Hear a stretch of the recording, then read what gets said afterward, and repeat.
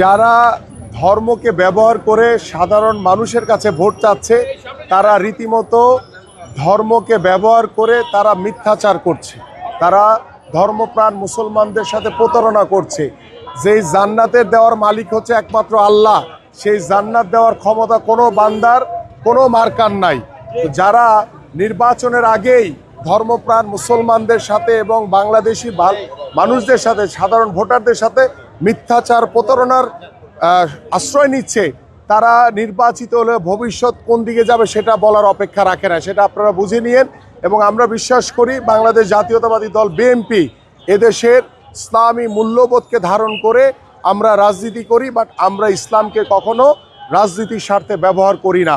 এবং আমাদের প্রিয় নেতা, আমাদের চেয়ারম্যান জনাব তারেক রহমান ইতিমধ্যে বলেছেন যে আমরা আগামী নির্বাচনকে একটি সুষ্ঠু নিরপেক্ষ নির্বাচনের মাধ্যমে, এদেশের জনগণের স্বতঃস্ফূর্ত অংশগ্রহণের মাধ্যমে আমরা একটি সুষ্ঠু নির্বাচনের মাধ্যমে একটি বাংলাদেশে জনগণের সরকার প্রতিষ্ঠিত হবে। বাট একটি রাজনৈতিক দল তারা ঘরে ঘরে গিয়ে তারা এনআইডি নাম্বার নিচ্ছে, তারা ঘরে ঘরে গিয়ে বিকাশের মোবাইল নাম্বার নিচ্ছে। তাদের উদ্দেশ্য, তাদের ষড়যন্ত্র কিন্তু দুর্বিসন্ধি।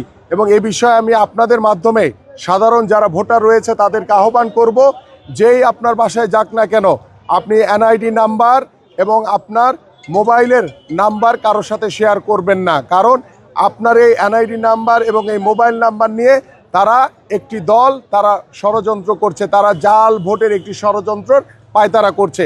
এ বিষয়ে আমি আপনাদের মাধ্যমে দেশবাসীকে সতর্ক করতে চাই। আরেকটি বিষয় হচ্ছে, এই যে গতকাল যে গুলি ঘটনা ঘটেছে, সেক্ষেত্রে নির্বাচন বানচালের ষড়যন্ত্র থাকতে পারে কিনা?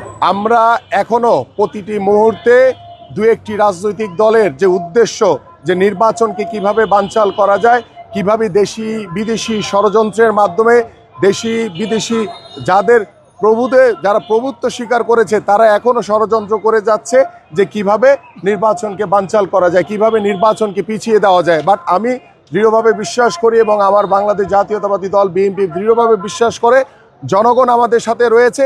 জনগণ যেই সিদ্ধান্ত নেবে আমরা সেই জনগণের সিদ্ধান্তের সাথেই থাকবো ইনশাল্লাহ। এবং আমরা দৃঢ়ভাবে বিশ্বাস করি এদেশের সাধারণ মানুষ এবং আমার ঢাকা 16 আসনের সাধারণ জনগণ ধানের শীষের সাথে রয়েছে।